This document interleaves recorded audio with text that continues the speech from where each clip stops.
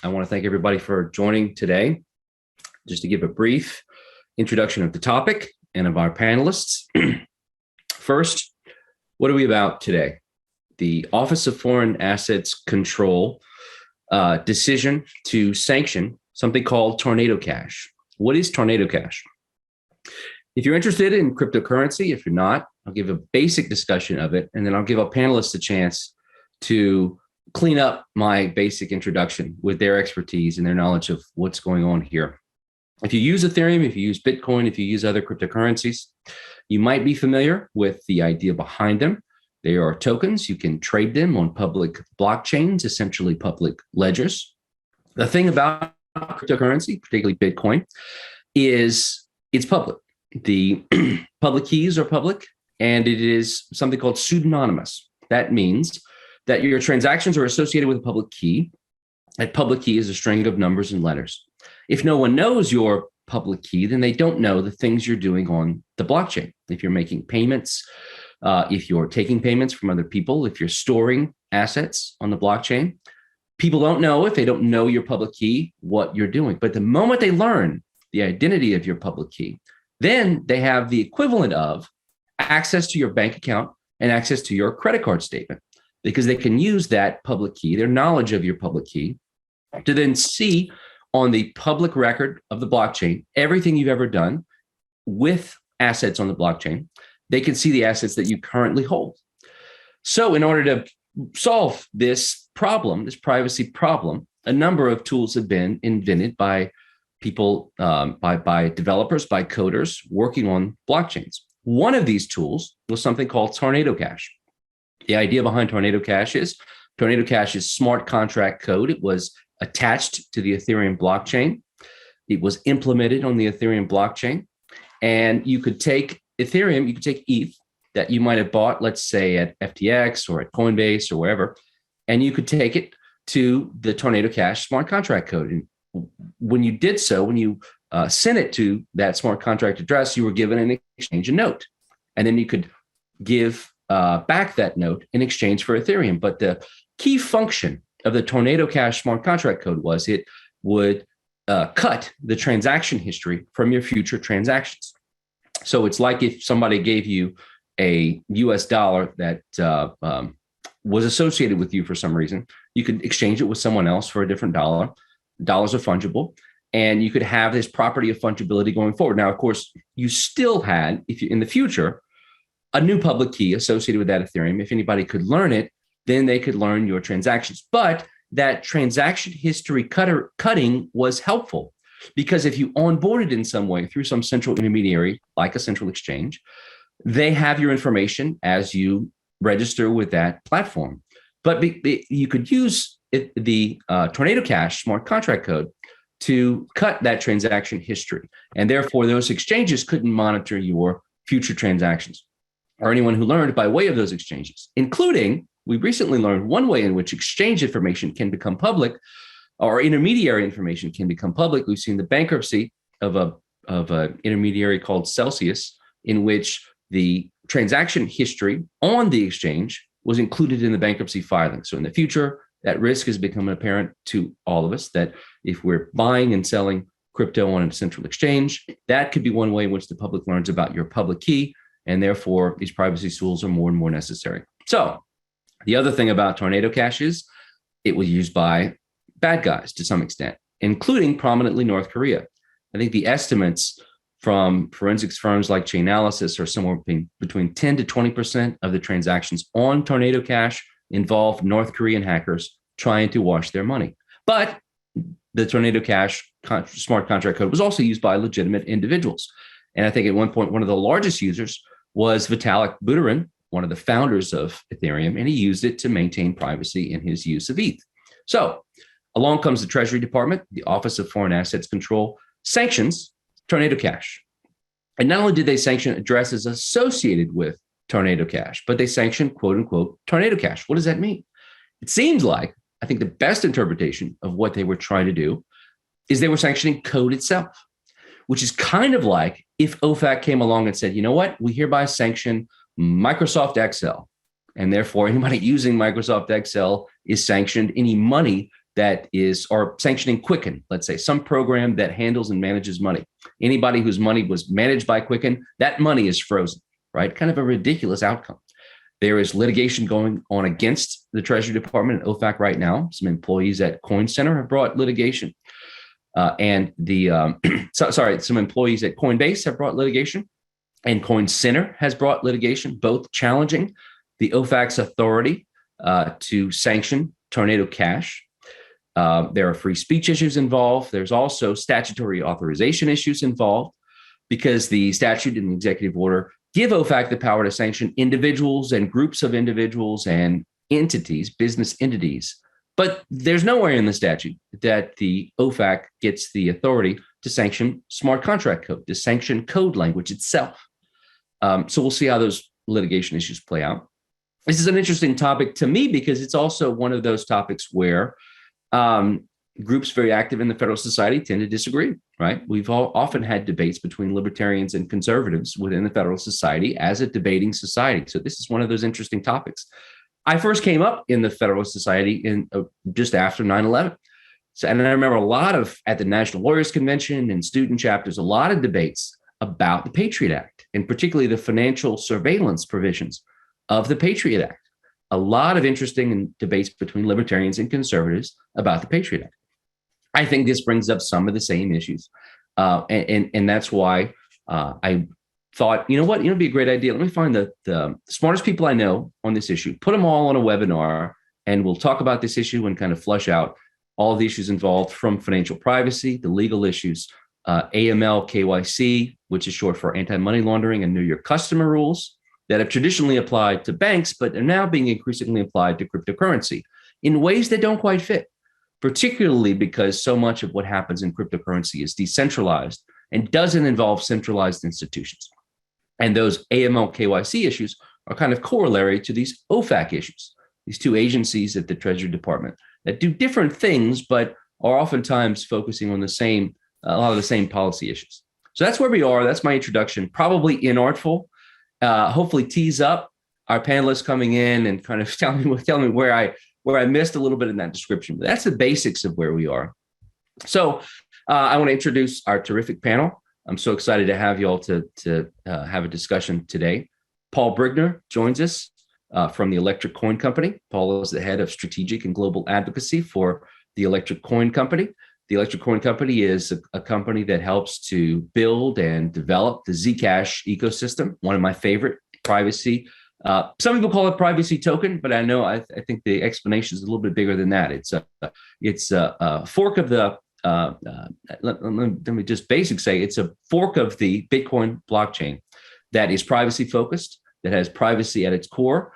And some of the founders, including Zuko Wilcox, were originally very involved in the early days, the very earliest days of Bitcoin. And its founder, indeed, I think was often is proud to say he was the first to blog about Bitcoin. So it's great to have your perspective here, Paul, today. Michael Mosier joins us from Espresso Systems.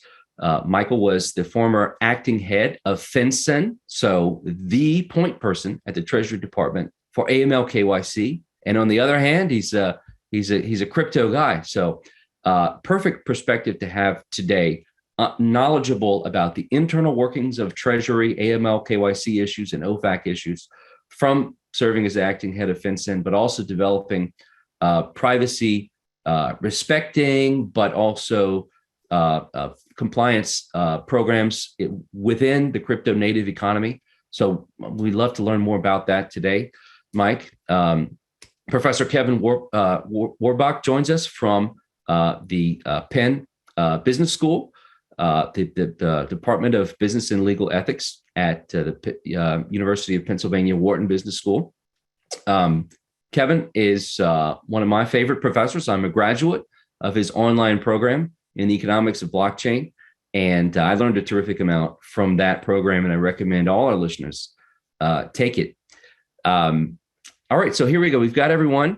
Let me jump in and just give folks a chance.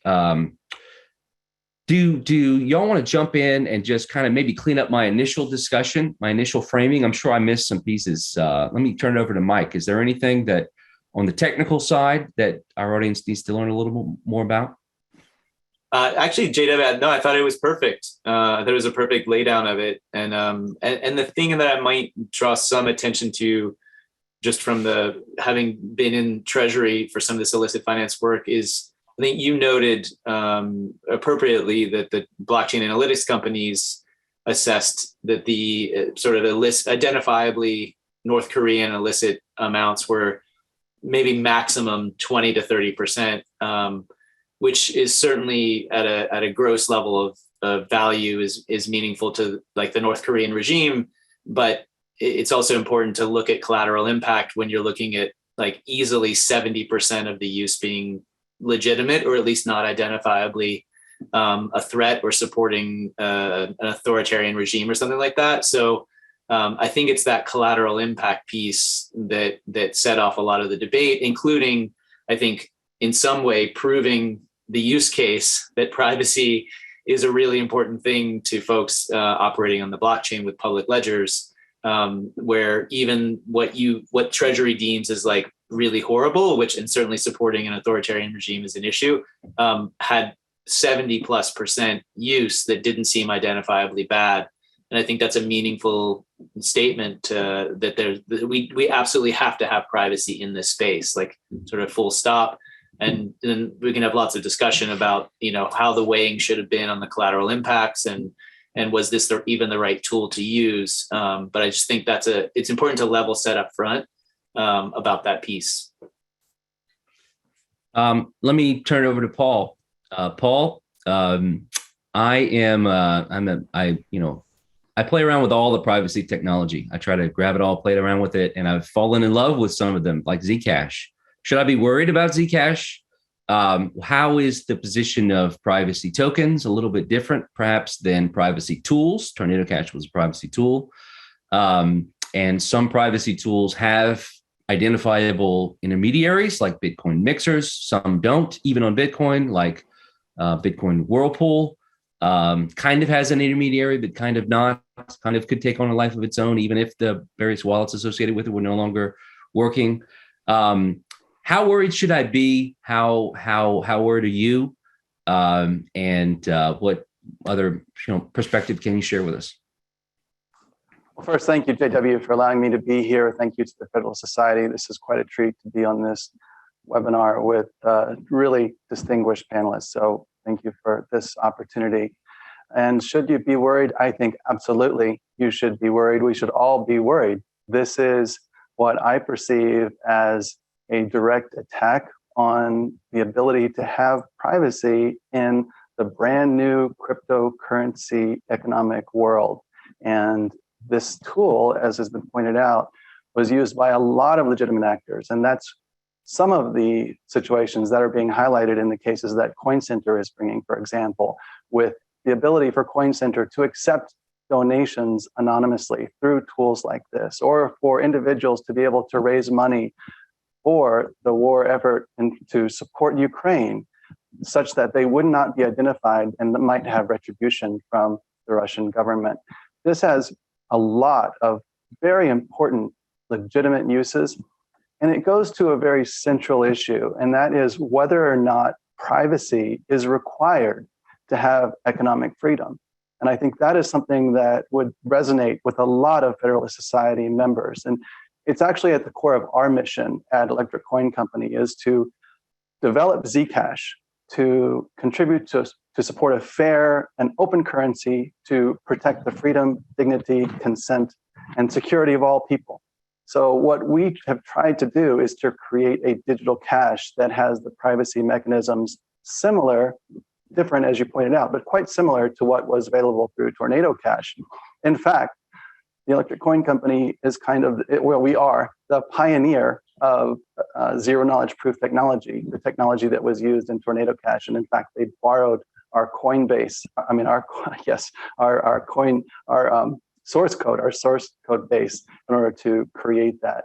So absolutely, should you be worried? And we can get into this in more detail, but the reason why that it is even more concerning is that this is, in legal terms, in my view, an ultra vires action on the part of this government agency if there's no authority to back up this action, then what is the limit to their power? Where will they stop? Will they come after Zcash, or will they come after something else, citing this power that they have that is actually, not in their view constrained to entities and persons and foreign actors as the statute outlines.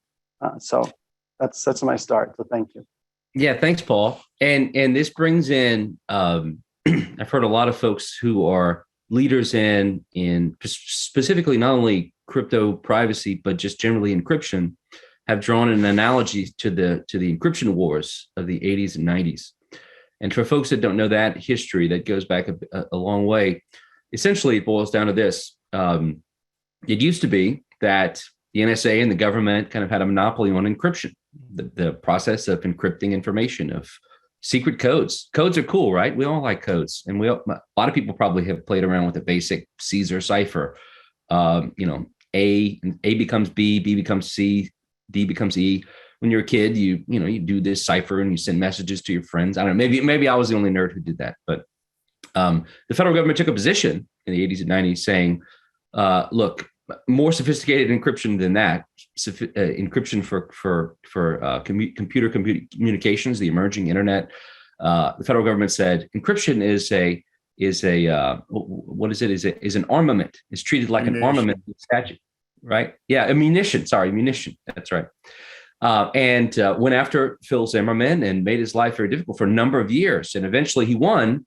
And now the government is flipped. And the government says, look, if you're going to have sensitive information about kids, about financial stuff, you got to have encrypted communications. You got to use encrypted communications. Do you think we're headed for the same kind of thing, that eventually the government will flip and say, okay, fine, we get it. It's a national security issue. You need encrypted, secure, private transactions on chain to protect you from North Korean hackers who are trying to steal your crypto. Do you think we'll eventually get there? I certainly have hope that we will. And that is what I fight for every day. Many others do as well. In fact, just last week was Global Encryption Day, and it's sponsored by a large coalition of many international organizations. On October 21st every year, we celebrate this day to remind ourselves that we still have to fight for encryption. And there are places around the world, other governments that are still fighting the crypto wars that we fought here in the US back in the 90s, trying to have ways to have access to backdoors like in end-to-end encryption or other methods. But what we're seeing is some of the ways that governments are doing this are kind of not exactly asking for the backdoor, but a little more subtle than that. And I see the Tornado Cash sanctions as, in fact, that happening here in the US. I think that it is like a direct attack, in my view, on the ability to use encryption, end-to-end encryption in financial transactions. So from that perspective, it's very disturbing. And, by the way, I spent half of my career writing software. Before I went to law school and started working in policy, I was a technical person. And so these technical issues are very important to me. And the ability to write code and how that code can be also viewed as freedom of speech. There's so many different angles and ways that this action is really disturbing that I think there's just a lot for us to continue to dig into here. If they can sanction this code, see, the proponents of this like to say, well, North Korea, therefore, let's raise our hands and let the Treasury do whatever they need to do. But it's a lot. I hear you saying it's a lot more subtle than that. If they can sanction this code, they can sanction any code. And if they can sanction any code, then our online personalities, our online anonymity, our online security is under threat. That's exactly right. There's an incredible amount at risk here. And they could have sanctioned particular addresses associated with North Korea and not sanctioned Tornado Cash itself. And in fact, that has happened. And the crypto community had no issue with that, as far as I'm aware. Kevin, I want to go to you. You've been studying crypto for a long time. You've been writing about crypto for a long time. You've seen the dream that is crypto, the use cases that some of which have been proven, some of which are aspiring. The idea that maybe crypto can take over finance and decentralized finance for the people, Intermediary rent seekers can be replaced. DeFi has been very powerful and kind of shows that they're lots still to do, but pretty far along in that. The idea of NFTs, of digitizing art and creating markets for art, and art as identity, and art as gatekeeper to social communities.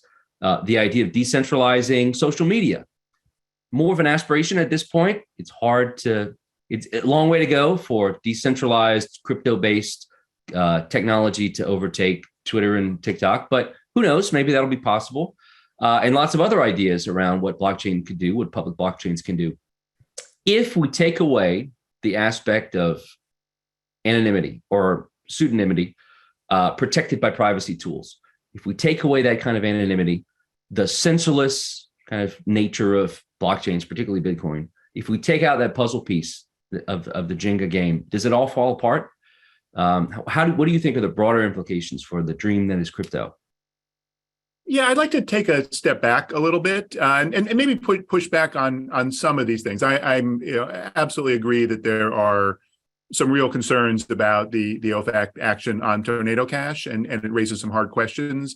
But I don't see this as entirely analogous to what happened in the encryption wars, and I definitely don't see it as clearly an effort to eliminate all privacy in financial transactions. The first general point is technologies have affordances. Technologies create certain capabilities and they impose certain limitations. And what is so exciting and so promising about blockchain technology is the potential that it creates. It allows for what I call in the book that I wrote, a new architecture of trust, a way to trust in transactions without having to trust a central intermediary. And that is valuable economically. That's valuable ethically. It's valuable, from a business standpoint, and in all sorts of other ways. There's all sorts of efficiencies to be gained from having systems that don't rely on central intermediation points. But it's not the same as saying everything is good. There's no limitations, and that trust goes away as a consideration. There are trade-offs. So, for example, there's a fundamental trade-off, which is right there. If you go back to the original Satoshi Nakamoto white paper about Bitcoin, it very clearly says there's a privacy security trade-off. When you have a bank, the bank keeps your information secret, but the bank knows who you are. The bank knows your identity, and you're trusting the bank. With a blockchain system like Bitcoin, there is no central entity in the middle, but then the responsibility is on you to maintain security of your information. And that's a trade-off. So one reason that we've had hack after hack, billions of dollars that have been lost in hacks on blockchain systems, most of them are not because the system is insecure. It's because that private cryptographic key, which you started talking about at the beginning, that's you. And if someone steals my key with a basic system like Bitcoin, then they're me. And I have to keep the key secure. It's not a bank that keeps it in a vault with all their security. It's me. Now, there's lots of ways to improve on the technology and enhance the technology to address those issues. There are ways to make the technology more private, things like Zcash. There are things to make it more usable. But these are all about engineering design trade-offs that are partly about functionality, partly about usability, and partly about implications for regulation and public policy. So the first thing is there's a whole set of choices here, and Tornado Cash is a particular set of choices about how to implement the technology. Second thing is regulation. That a lot of this technology has grown up with the assumption that it's a total free space to experiment with new kinds of financial technology primitives. That's wonderfully exciting in a lot of ways. The degree of experimentation all around the world is incredible. It's allowed for tremendous innovation, but that doesn't mean that regulation is totally unnecessary. That doesn't mean if someone commits fraud.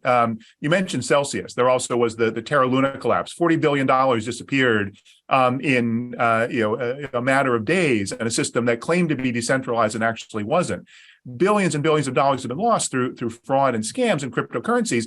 That doesn't mean we should just say to users, well, too bad. Now we just have to deal with fraud. Same issue comes up in the question that Tornado Cash raises, which is the question of illicit finance. So I always have said to people from the beginning, is what we are saying and advocating for the privacy value here, which I agree is real and important, that I should say, you know what, we need to give up on interdiction against terrorism, financing, child sex trafficking, illicit activity. We just have to say it's going to be easy for North Korea to get funds because that's necessary to have the benefits we get of blockchain. And no, that's not the case. We don't want to say there's no concern. It's a very legitimate concern. We need to, back to my first point, have the discussion about what are the ways to implement the technology. How is it influenced by regulation? How is it influenced by private actions that happen by various other parties in the chain? And then let's weigh pros and cons that way. So that's really the issue here. Tornado Cash puts the issue very starkly. There's really two sets of issues. There's a relatively easier set of issues around centralized entities. So what information does Coinbase have to collect for me as a user, or FTX as a user? They're not a bank, but they're somewhat similar to a bank. If I go and trade on E-Trade or Robinhood or something else, they're a centralized entity I'm interacting with, where it's easy to see who they are, where they're located, who their management is, and say maybe let's decide about what they should have to collect. That's actually a challenging issue, but there's been lots of work going on. The harder issue is the Tornado Cash issue, which is a decentralized system. It's software code that uses what are called smart contracts. It's code that is immutable once it's been uploaded to the blockchain. That is a harder issue, but I would suggest it's still the same issue. Let's say that I could write some software code that is wired up on the blockchain that if someone calls a smart contract, it will launch a nuclear missile. And it's immutable. I burn the key associated with the smart contract, so I can't touch it. I can't make that contract go away. It's up there. And then I create a website that says, big red button, push here to launch the missile. I don't think anyone would say, I have no responsibility, or government should say, oh, I guess we just have to stop being worried about the missile being launched. It's going to happen. No, we should say that is terrible. We want to see how to prevent that. Now, Tornado Cash is not that. But if you agree there is some point at which we need to think about what code allows for once it is implemented on a blockchain and think about how we legitimately address those problems, then we can get into a debate. And I think that's what we need to do with Tornado Cash, not start with the extremes. Either we have no regulation at all of illicit activity, or we have massive total surveillance over all financial transactions. Those are both bad. We can agree on that. Let's talk about the specifics here. You're on mute, great way to frame the discussion. So thanks for that, Kevin. You've described kind of one guardrail for the discussion. And I would say one of the things I often try to mention in debates about AML KYC, even that predated crypto, is I often ask law enforcement people this. I say, if we made a law, if we added to the KYC AML laws that your bank account login and credit card login was given to the Treasury Department, and we all have to give our bank account and credit card logins to the Treasury Department, and they have the option to peruse it without a warrant and will, we could definitely stop more child trafficking. We could interdict terrorist finance easier. We could get a lot of bad guys.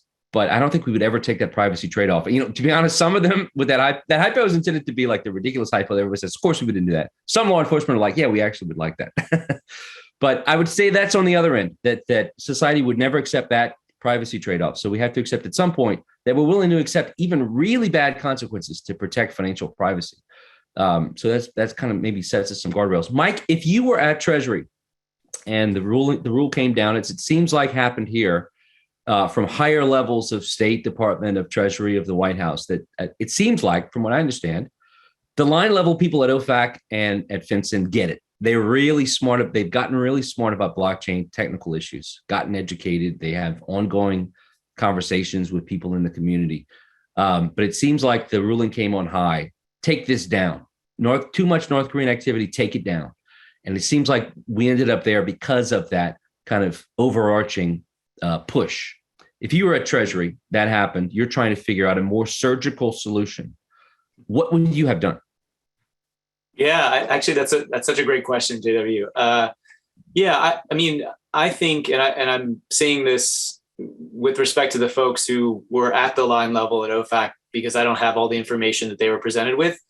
But I think from externally and from my experience in that space, including at OFAC before FinCEN, to me, and I don't want to put Tornado Cash in a financial institution bucket specifically, because I think there's legitimate arguments that there's a VPN aspect of this that's providing a very clear functional privacy and security format. It's not a trading platform or something like that.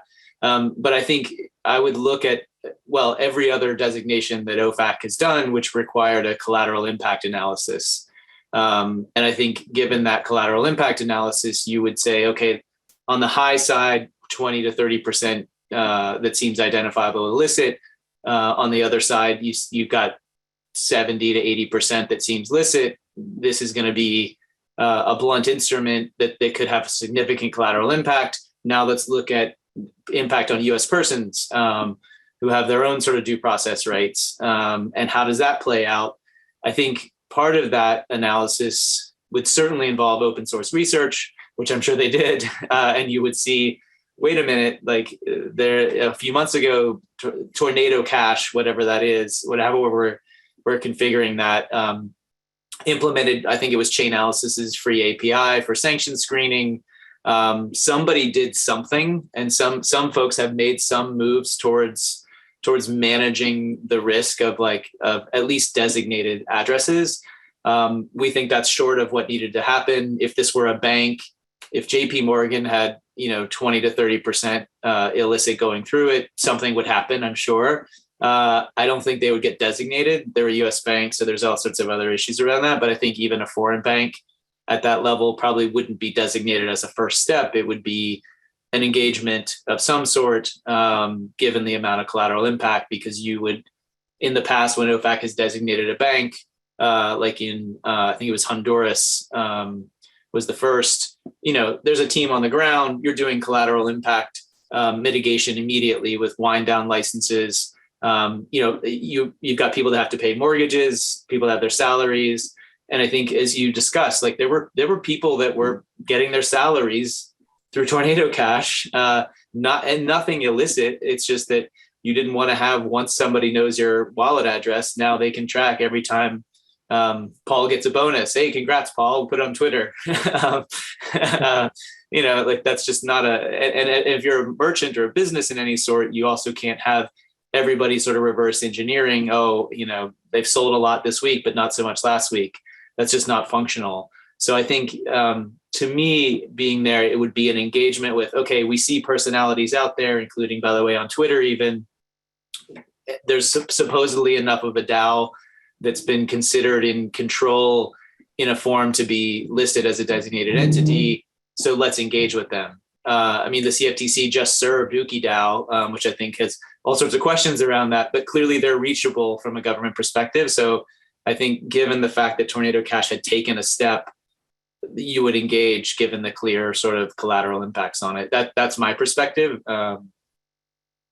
Yeah, that's interesting, because that goes back to the distinction that Kevin just drew in his hypothetical that was based on the design of Tornado Cash. So just so listeners understand, the first thing that the creators of Tornado Cash did was they wrote the code that makes this thing happen. You put in your Ethereum, and then it gets jumbled up with other Ethereum there, and then it comes out, right? That smart contract code that does that. And they so-called burned the admin keys, which is to say, take away the ability to come in and change the code. So it's truly immutable code attached to the Ethereum blockchain. And the founder of it can't change it anymore. That's it. It's there. So the second thing they did was they created a website that would link you to that smart contract code. Now, if you're smart enough, you can go access the Ethereum blockchain directly and access the Tornado Cash code directly. Developers know how to do it, but most everyday retail users wouldn't know how to do that. You can still do that with Tornado Cash. Don't recommend it because it'd be a violation of sanctions and a lot of liability associated with it. But some people are still using Tornado Cash. But most people access it through a website that someone sets up that helps make it easier. So if you Google, back in the days when this was still available, the website was still up, pre-sanction. If you Google Tornado Cash, you would get sent to, I think, tornado.cash, a website that was a so-called front end. And the front end would take you to the smart contract code that could do your privacy feature for you. Now, as I understand what happened in an attempt to mitigate issues, the front end, the website, implemented some sort of maybe a whitelist or a blacklist, some way to sort of prevent North Korean and other sanctioned addresses from coming through that end to get to the Tornado Cash code. But the one thing they couldn't do was, North Korea's hackers are smart enough. They don't need the front end. They can go directly to the smart contract code. They know how to get there. And there was no way, because of the design of that, there was no way for the initial creators of Tornado Cash to stop that from happening. And that was by design. They wanted that, that's why they burned the admin keys. They wanted to be able to say, look, we can't change it now. It's actually a little more complicated even than that. Okay. I mean, one thing to make sure people understand, Tornado Cash is not the only anonymizing tool on blockchain. So, for example, the Zcash and there are coins that are explicitly designed to be privacy protecting. There are other mechanisms and mixtures of various kinds. Tornado Cash, has become one of the more prominent ones. But the OFAC designation came after a prior designation of something called Blender, which was from the user standpoint very similar to Tornado Cash, but it was a centralized entity. There was an organization behind it. So similar issues about financial privacy, but not similar issues about a smart contract. There's a lot more going on with Tornado Cash. There were a group of developers who were talking about developing this technology for some period of time. They got a grant from a funding agency, a decentralized Ethereum-based grants organization to promote it around financial privacy. They created a DAO, a decentralized autonomous organization, which had its own token, the Torn token, that was somehow associated with the project. Now, it doesn't have control. It has some sort of governance rights, doesn't have control over the smart contracts. But my point is, again, there's a lot of different pieces here. And, if we want to ask the narrow question about how does one evaluate this particular OFAC action, that's one issue. And Mike's points are very good ones. But if we want to step back and ask the more general question, which is what should be going on here, we really should have had more engagement, broadly speaking, between people in the community who have a legitimate desire for financial privacy and people in the government who have a little legitimate desire to prevent illicit transactions to try to figure out what the various solutions are. That's starting actually to happen more because even with Tornado Cash, there is a mechanism in Tornado Cash that you can, as a user transacting, produce a receipt which has a cryptographic proof that you can then show and identify to someone what the source of the funds are. Now, you don't have to do that. And that's dependent upon you voluntarily doing it and would be dependent on some other entity that's, say, receiving the funds saying, no, I'm going to require that of you, that you have to prove to me that this is not coming from or to a sanctioned entity, which is not something that Tornado Cash itself does. But this is the larger debate, which, again, is a similar debate to what we're having around the centralized, what are called VASP, virtual asset service providers, how to create a regime that appropriately balances these interests. Paul, do you want to speak to the design of Zcash? And one of the things I think is so neat about Zcash, the flexibility for users to use transparent addresses or shielded addresses in a way that kind of allows even the most KYC compliant exchange to list Zcash. But at the same time, if I want absolute privacy, transacting with you or with anyone else, I can do shielded to shielded transactions and maintain absolute privacy, both in my owning assets and in my interacting with others who have shielded Zcash addresses. And I can also send you, by the way, one of the cool features, I often send it to my family, shielded memos on Zcash. I love that one too. So do you want to get into a little bit about my favorite privacy coin?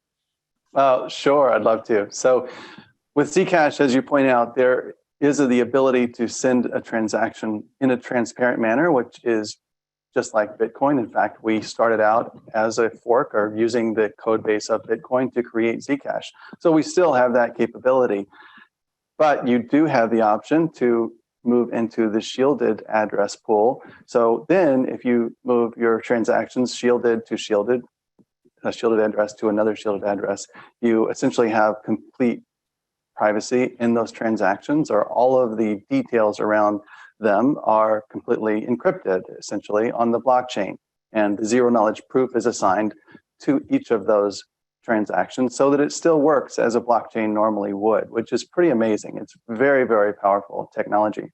Just want to point out, by the way, though, that the ability to have that shielded transaction really does not have an impact on whether or not you can be KYC AML compliant or not with exchanges. In fact, Gemini, for example, and others allow for shielded transactions in and out of their exchanges because the AML KYC is about the on and off. It's the ability to look at your customer and judge them based on their risk profile and determine if they're an illicit actor or not. So I just want to make it very clear that this is a tool for privacy. It's a tool for economic freedom that is compliant and can be compliant with the system that we work in today and is actually used broadly in that way. I want to just step back for a minute and point out that as I see this, as putting my former software developer hat on, this is kind of a perfect storm because we have this really innovative new blockchain technology, cryptocurrency technology that's come along kind of about the same time that all of our internet architecture has come along over the last few decades. But as it did, it was never secured properly. And there wasn't the incentive to secure it because the hacks that occurred were mostly data breaches that, yes, they were very bad. We all knew they were very bad, but it was very hard to put a dollar amount on those data breaches because, well, the data was stolen. Individuals that were impersonated, the harms related to that were very widespread.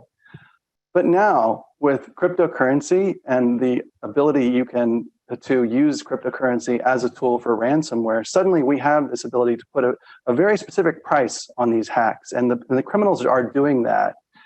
This is really the source of the problem that we're dealing with. And I don't think that is being addressed, is that this is not a problem with cryptocurrency. This is a problem with cybersecurity.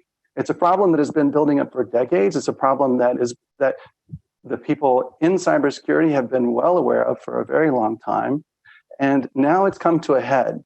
So now we're at this point where we have the choice as people who are in the policy world to determine, well, are we going to focus on the tool that is going to potentially empower an internet-like revolution in finance over the next decade or so and pull that back and limit its use and restrict it so that you can't use it effectively? Or are we going to fix the root problem, which is cybersecurity and making sure that the hacks that are leading to these major breaches don't occur in the first place? And I just think it's so critical that point not be lost, because if we go towards the path of like regulating cryptocurrency so that it is no longer effective, we are going to miss out on an entire revolution that was similar or if potentially even greater to what we've experienced in the internet, because the ability to have financial inclusion and to eliminate so many intermediaries and inefficiencies in our financial ecosystem is just massive.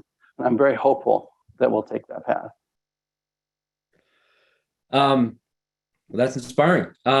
We've got one question coming into the Q&A function. I want to mention just to our audience, send those questions in, we'll get to them. I want to give each panelist one more chance to have some points, and then we'll move to audience questions. We've got one question, and I'm hoping we'll get more. So please send in your questions, and they might be informational, they might be challenging. We'd love to get more of them in here. Mike, do you want to tell us about what you're developing at Espresso Systems and how you balance privacy and security and compliance? Sure. Yeah. Thanks, JW. And it's really in many ways drawing on the work that Paul and the folks at Zcash have done for quite a while. And in fact, the co-founders are from out of Stanford's cryptography program, and one of them, Benedict Buens, was part of the team that created Bulletproofs, which is what Monero is based on, actually. But our technology is closer in Zcash in many ways.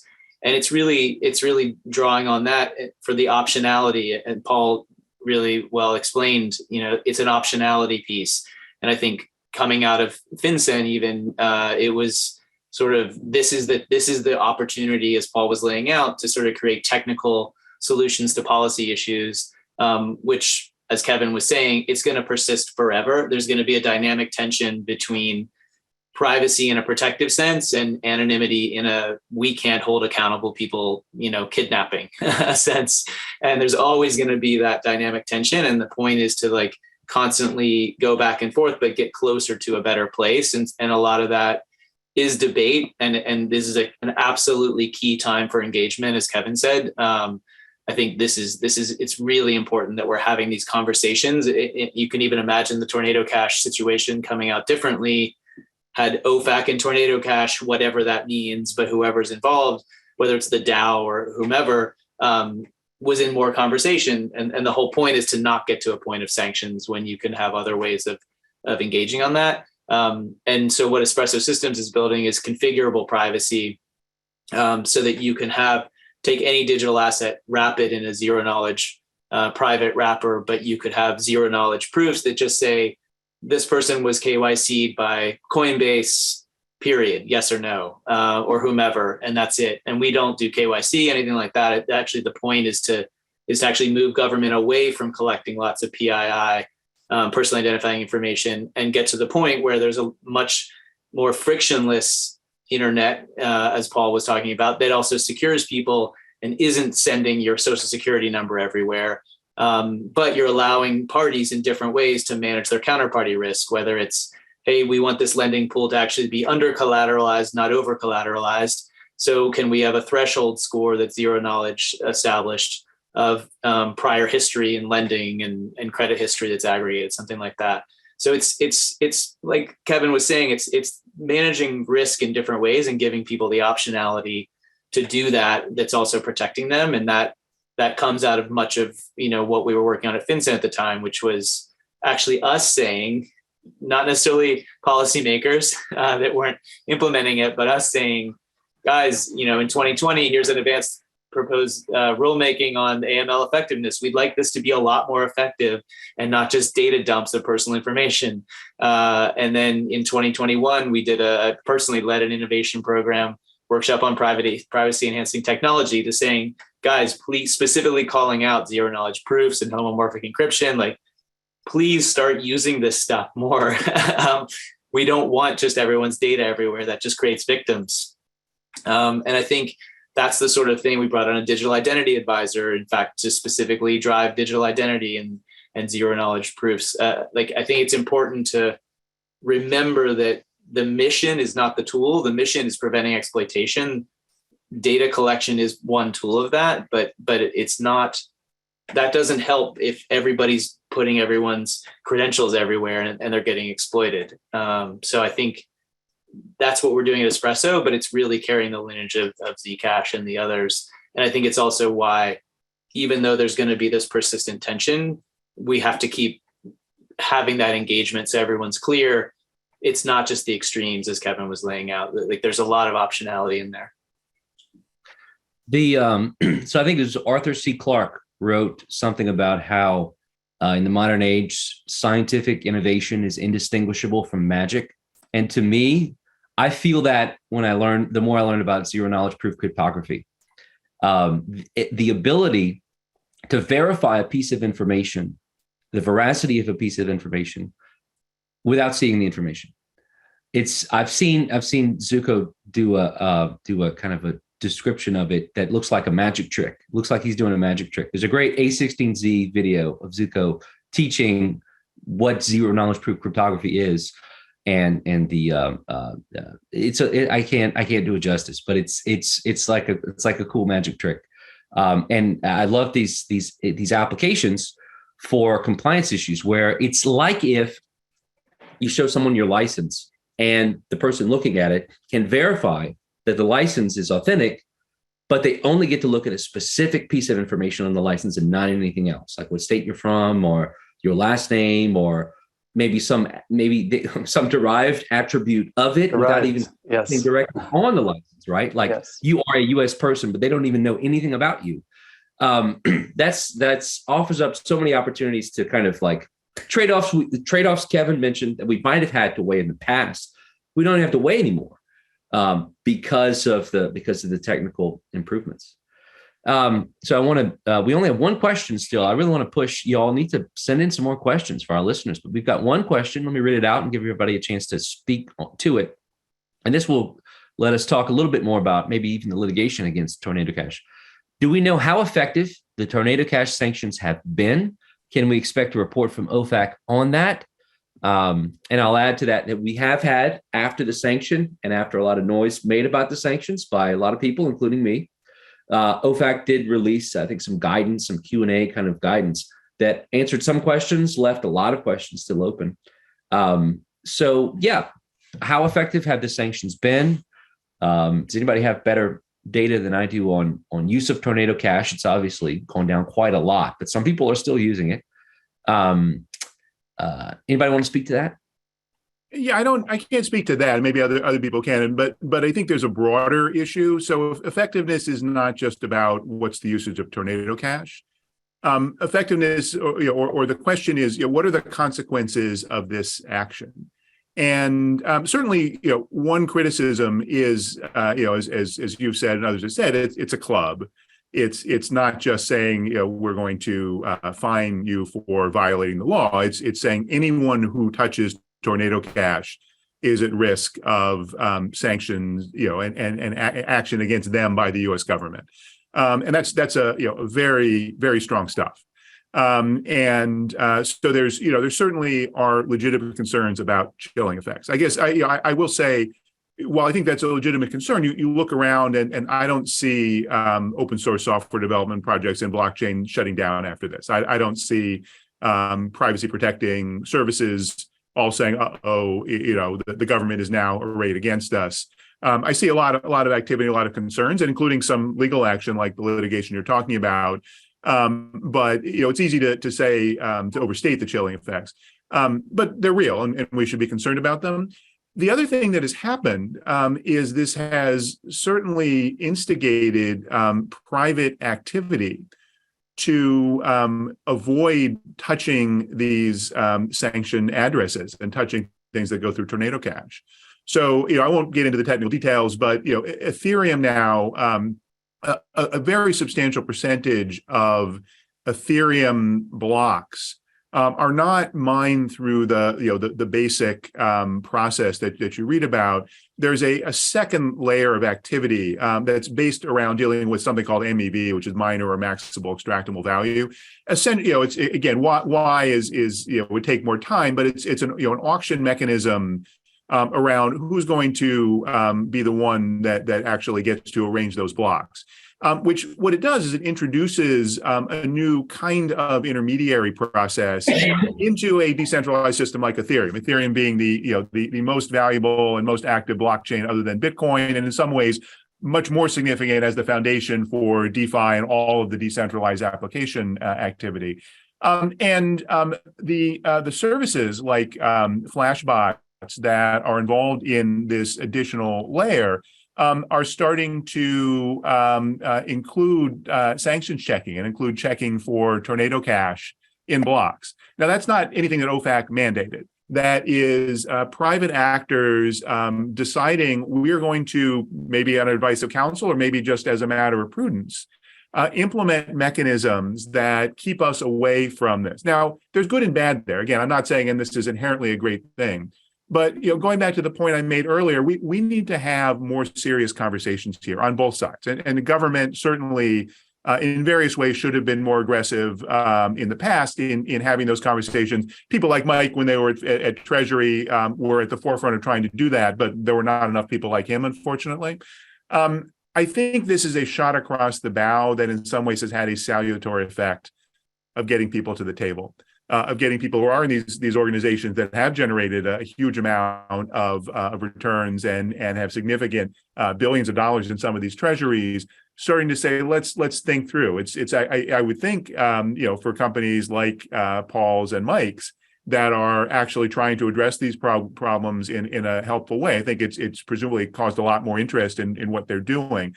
And that's not a bad thing. So again, I wouldn't say, and therefore we shouldn't be worried about what's wrong with Tornado Cash. But if you start to look at the implications, it goes way beyond what's going to happen to users of this one mixer. Doesn't it also invite useful, helpful, welcome conversations about the extent of financial surveillance that is embedded in the financial system. I think that one of the difficulties in trying to be a evangelist for privacy is that the current generation just kind of takes for granted that they don't have privacy. When 30 years ago, I remember my parents paying for things with cash all the time in a totally anonymous way. And we've gone toward increasing encroachments on privacy with ever-growing AML, KYC compliance requirements. There's a one-way ratchet to that regime, both in terms of reporting cash transactions that individuals engage in terms of reporting by banks. And, the challenging nature, I think, of blockchain transactions is if you decentralize, then that kind of centralization assumption behind this entire regime could be challenged, right? I mean, it was all a function of the Supreme Court's third-party doctrine. If there's no more third party, or if the third party is a DAO or is an autonomous smart contract code in a decentralized exchange, then maybe that doctrine doesn't apply anymore. And then there are substantial parts of KYC AML that go by the wayside. Yeah, if I can just say briefly, then I'll let those. I don't think there is anyone who has significant experience dealing with our Bank Secrecy Act and illicit finance rules, who actually knows how they work and use it, who thinks that those are good and successful and functional regimes that we would adopt today. So we need to roll up our sleeves and figure out what's a better approach to get to the goals that presumably we all agree on, which are on the one hand dealing with the bad stuff and on the other hand promoting privacy, given the world that we have today. So that's absolutely necessary. It's a political problem and a challenge, but I hopefully these debates will get more people on all sides to really engage in that. Yeah, no, sorry, go ahead, Paul. No, I just want to say real quick, I feel like I can make a career just underlining things Kevin says, but I just want to say FinCEN agrees with Kevin and not just take my word for it. Like 2020, we put out, hey, we want this to be more effective. We don't just want your, here's a notice of proposed rulemaking. We don't just want all your personal data. Let's get more effective and let's prioritize. Let's set out priorities to give the industry. And then an RFI in December 2021, again, hey, we want to modernize the BSA. I think you're always going to have policymakers and legislators that see this as a way to message something, but that isn't necessarily what the folks that are getting it want. And I think that's an important distinction too. And that's why I think that the engagement right now is so critical, because we have to find a way to say, stop with we don't just want more stuff, and neither does FinCEN. We just want to find ways that we're protecting people, but also on both sides of it, basically. We have to be able to find kidnappers, but it doesn't mean we need everybody's social security number at all times. And I think finding that, and then now is also important. OFAC literally this morning just designated the Iranian officials and entities that were involved in internet censorship in Iran, and reiterated their general license D2, which was built on the D1 license that said you can provide all this information technology to Iran, to Iranian citizens, including VPNs and privacy and security tools. Now is a fresh moment to go into OFAC and say, yes, shout about Tornado Cash in I guess filings, but to have a really calm conversation that's hey, actually, we're really aligned here in the way that you want to support the people of Iran with censorship resistance technology that allows them to operate under an authoritarian regime and potentially bring democracy. That's what we do. And we're here to help. And I think finding a way how we can work together in that and show the alignment too it's a critical moment. That's a fascinating contrast, because I've seen some OFAC guidance suggesting that firms should be very wary of anybody using a VPN, who's accessing their site, and they should use that as a risk factor. So, one thing to note about just the legality of OFAC's actions, I could see one strategy being they say, you know what, we know we're going to get sued and we know we're eventually going to lose in a couple of years, but let's just do it anyway. Because, the thing about privacy, most privacy tools is it's about the anonymity set. The only way to hide private transactions is to hide among a large group of people. So we'll scare away lots of people from using Tornado Cash, And therefore, if you're the only major actor using a privacy tool, you're no longer private. You no longer have privacy because the anonymity set in which you hide of other transactions will be scared away, will be scared off. So they achieve what they want, and they don't care that they lose in court a few years later. That might be a cynical approach, a cynical view, but it's one that I've heard from quite a few sanctions lawyers. And speaking of anonymity set, the other question I have, this will be kind of my last question, and I'll let panelists have a last word after answering these. We've talked a lot about flexibility in terms of transparency versus shielded, in terms of the various options Mike has. Is there a trade-off there? Are flexible privacy protocols facing a trade-off? In other words, a lot of folks in the Monero community look at Zcash and they say the option for transparent transactions decreases the anonymity set and therefore limits the privacy power of the technology.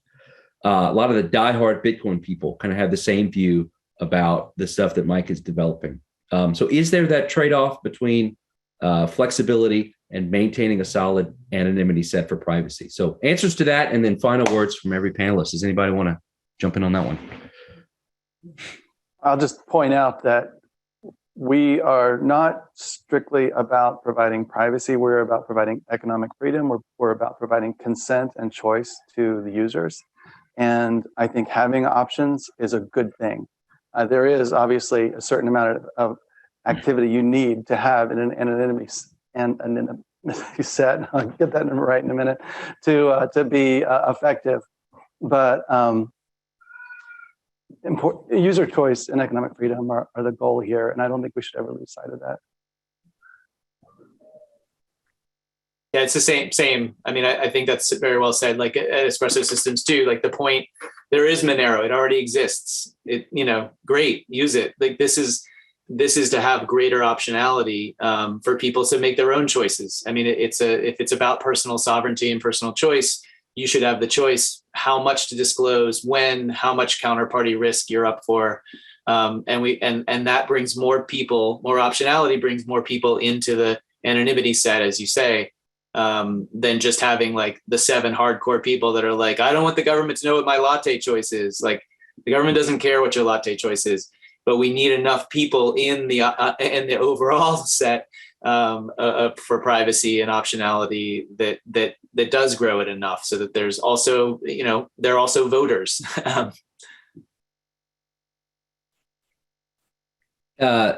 Any last words?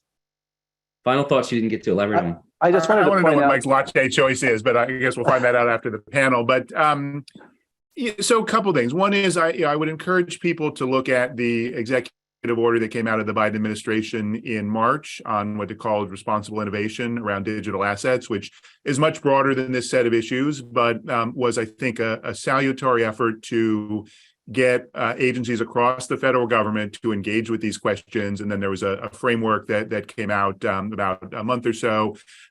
It's a starting point, and there's certainly reasons for criticizing some of those approaches. But what I find when I talk to people in government is you'll have a few who say this stuff is all evil, we want to shut it down. They're in the minority. You have a lot more, though, who say, look, if I'm in an agency whose mission is to interdict financial crime, then that's what I want to focus on, is how do we do that? And yeah, I care about privacy too, but tell me how my legitimate problem and my mission can get addressed. And I think we're moving forward. And the private sector has come to the fore a lot too, in terms of not just saying, well, the whole point of this is anonymity, and the whole point of this is to get government out, and so therefore it's not an issue. I think we're having a lot healthier conversations like the one that we're having now that are talking through what those issues are, but there's still a long way to go.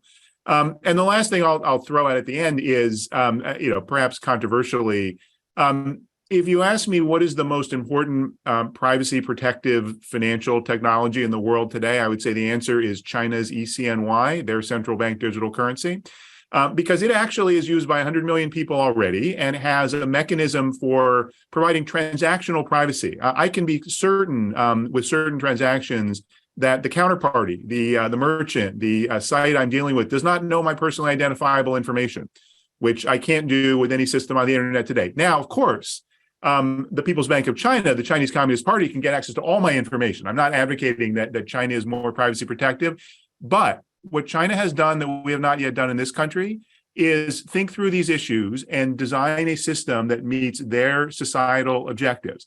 Our societal objectives are different. We should absolutely be more privacy protective. I'm totally in favor of that. But if we don't raise this to the level of debating about where at the margins we make these hard choices, then we're not going to have a seat at the table. And so I would encourage people to sort of get beyond the extremism on both sides and to try and work through things. Wow, that was a twist, Kevin. I didn't see that coming. That was good. So, hey, I just wanted to point out, I think that it was great that we focused on the silver lining in this discussion, and that is that this is an opportunity to take a hard look at all of the regimes around financial surveillance, KYC, AML, as well as OFAC. Some of what I've seen about OFAC recently, I think is really interesting. And, I don't know that I'd ever thought about it before this happened, but OFAC is, and the sanctions that they have available to them are just amazingly blunt and powerful. And if you think about how that relates to our American values, there's just a massive inconsistency there. And the fact that we can sanction an entire country of millions and millions of people such that I cannot transact with the good citizens of some of those good citizens, perfectly good people. And I might have a reason to transact with them. Who knows if I could, but we can't because the entire country is under sanction. That is just a little bit hard to believe that that's the kind of sanction that we would put in place in this day and age. I think that, what Eric Voorhees wrote just very recently in his moneyandstate.com blog about OFAC, I thought was very enlightening. So I think people should take a look at that and just let's all kind of take a hard look at these issues and try to find something better going forward. And on that note, we have unfortunately run against our hard time stop today, but I would like to thank our panelists for the benefit of their valuable time and expertise today. And I would like to thank our audience for joining us and participating in the conversation.